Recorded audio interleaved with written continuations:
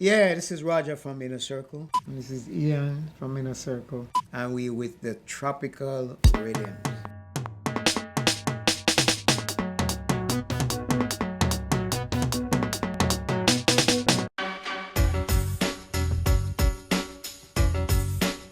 Excuse me.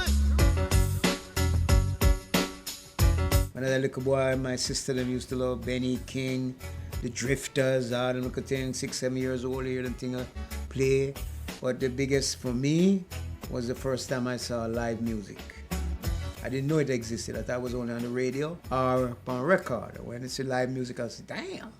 Back in that era, most of the big events like, the so-called upper crust would use like, as we used to call them, orchestra. But in the street they say orchestra.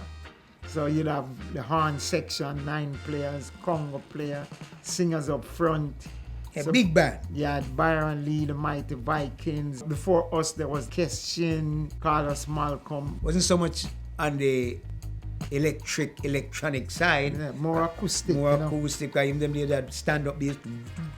In a sense, when we came up now, we kind of flipped the script because we was the younger people. Every generation look left and look right. Oh, you have to remember, the real man in the street was the DJ and the hard sound. But because the sound system was the alternative. Right. Because if I was like as you say, a roots man, I couldn't go book a big band and not play for me. So I get the sound system, we will replicate it via the record. So it's a Heart of the music from the street. Yeah. Them DJ, chick it up, one. And it filter right up into it. Because them was the hit makers, man.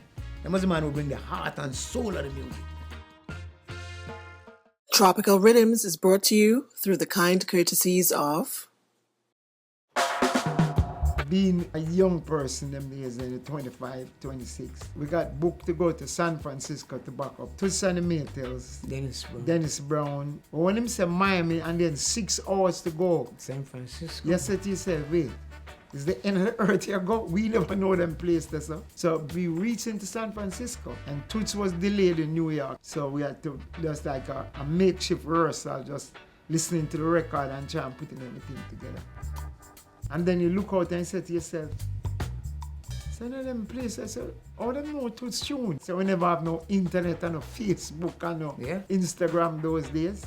When we see all these white people, 1,000 people, come from reggae music from little Jamaica, we don't know. And then them coming to hear not somebody else's music, original music. I think that was the eye-opener. And then from them, they say, no, man, we have to make some of our own music too.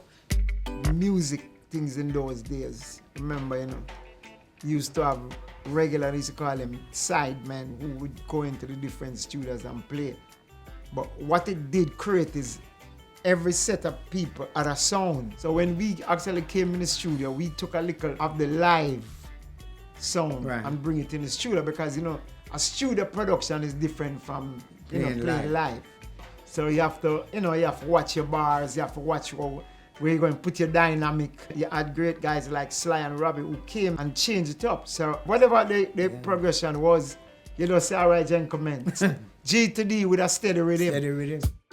As the principles of Tropical Riddimz are from Trinidad, we have to mention a great Trinidadian musician who I would venture to say had a big impact in the studio on 70% of the biggest reggae songs. Lynn Tate, guitarist, he was from Trinidad. And many of you people know Kingston Town, UB40, Lord Creator. Yeah. The man died in Jamaica, but Trinidad man, Interaction died and roll away. Great guy. And in fact, singing wise, excellent. Yeah, man.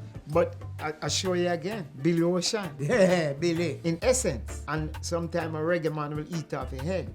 Calypso, musically, is more complicated to play than reggae. Yeah, it's the hand phrases. It's just the feel. No. It's just the feel. It's different. I feel the strum and the message.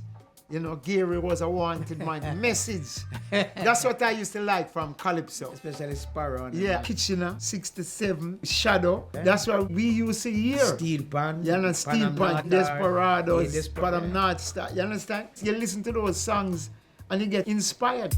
One thing that has fascinated me over the years with the islands is being coming in the colonial era, we still found a way to invent our own styles of music, you know, with Trinidad with the calypso, Jamaica with the reggae, and Afro-Cuban rhythms. Listen to them. So each island still found a way to create their own musical genre. But you have to realize this, Africa, you know, man come as slave, and when you come as slave, you bring in with you the culture. You're a human being wherever them go, wherever them background is, you bring the food and the music.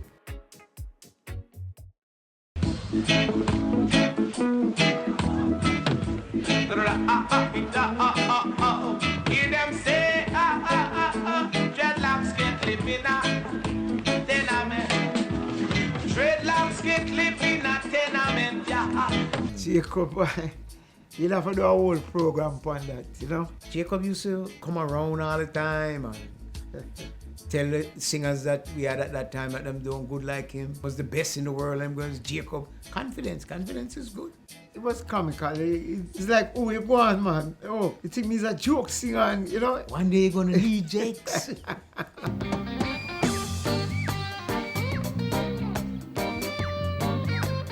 One of the things I saw that was very powerful is Jacob and Bob coming together. And Bob if you really listen, check for Jacob, for real. there's an interview on YouTube, and you can, when the two of them was down in the island in St. Martin. Listen to that. That's not fake. No, it's true. Because if you understand the Bob Marley scenario, Bob is not a man just, yeah, we'll go on and talk. Yeah. You just get him to come out like Yeah. that, it's not easy. Yeah. So you know it's something real. And they really take our vibes to Jacob. Jacob was a jovial, practical joker within being serious too, you know. I remember one time we were up on BBC and the man said, Jacob, do you have any aspirations to be like a movie star, you know, like cowboy movie? Jake said, no. We're not into the boy business, you know. You mean a cowman movie? Yeah, Jakes, he Jakes would is take wicked. over a situation. Yeah. But move it away from turmoil. If somebody else did it, could have been problems and them deem it as something serious. But when Jakes do it, him do it the way people make people laugh, you know? He got his point across. Yeah. But listen, as I said, Bob Marley, Jacob Miller only come every 100 or 200 years.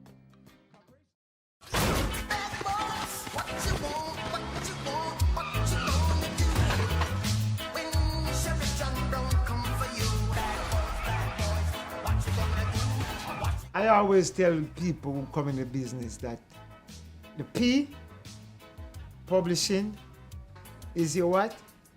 Pension. P equal P, that's the equation. So try write Ownership. good songs that last. Many hits, man, many hits. Everybody know Bad Boys. Tenement Yard, games people play, Rock With You, Sweat. I've been watching you. A la la la la long. A la la la la long. Come on. Everybody always say my this and my that, but you have to put value to my. That's what sync rights is. The ownership of a song is very important. You can have a song you write and it's never going anywhere, and then one day it becomes a big commercial or something big in a movie, and it generates in hundreds of thousands of dollars. Because you can own your IP, you can license to somebody for X amount of time, then you take it back. But your mechanical master, But if you don't own it, and it's well, my song, but hey, you don't own it anymore, and you don't have control over it. I can't put no age on we because we always try to reinvent ourselves. Because we've been through so much challenge, losing Jakes, Long time. and had to turn that around. Right. Walking history book of music. We're there from when Bob had his first album, we played one of the main tracks, Stir It Up, 1971. We rounded this thing long time. Some people may say, boy, in a circle, not too roots. We want to be more identified with hard reggae and roots, but our roots run deep. Woolipa roots, Peace Concert, Dede Jacob. Reggae Sunsplash, we start that when we went around the island playing for the man in the street as one of the few bands to do that, along with Bob Marley, Junior Bass, Ken Booth. Those songs was very progressive. Yeah. And that for me, as a young man, to see the reaction playing to the Yeah. people in the country part. You have to remember, so much so, that the struggle of the breaking the chains of imperialism and colonialism off our chests. What Bishop say? Forward ever and a That's a backward Jacob Miller never. song. That's a Jacob song. Run it.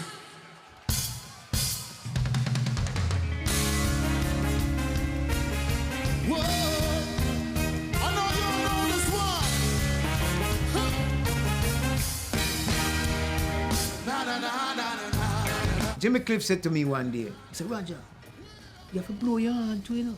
Because if you don't blow your hand, nobody not gonna blow it for you, you know. One of the few reggae bands ever to play in Mesopotamia, to play in Russia, Georgia and the Black Sea. 17 weeks #1 in Germany, 16 weeks #1 in Holland, #1 in over 27 countries in the world. We never push that out to say it's a rare, it's a raw. We just check and chalk it up for reggae music because collectively you are strong. We've been on reggae shows with some of the young and upcoming artists in Europe. And when them come with them braggadocio, and them take them see the crowd out there, and they made us get little, elders them, yes elder. And when showtime come, and them see the reaction of the people, them come back and, boy, never know the man them with. Boy, I never know, I never know.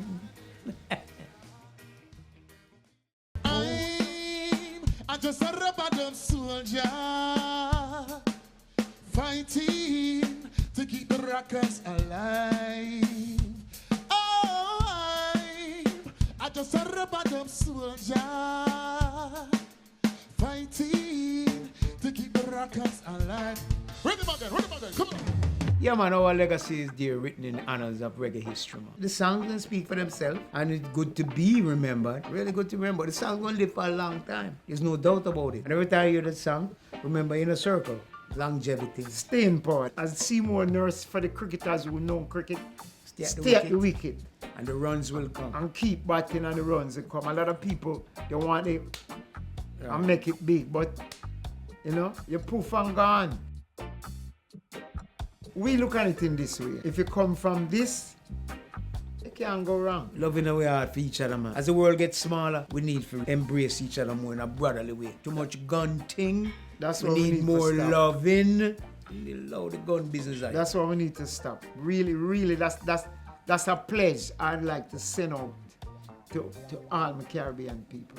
Let's bring back the whole world. We can't have the Caribbean alone. The whole world. See, revolution don't mean war, you know. It just means change. Change. If you don't plant that seed right, good seed, it's not because you work with God too, you know, you can't work against him. We need more practice than preaching.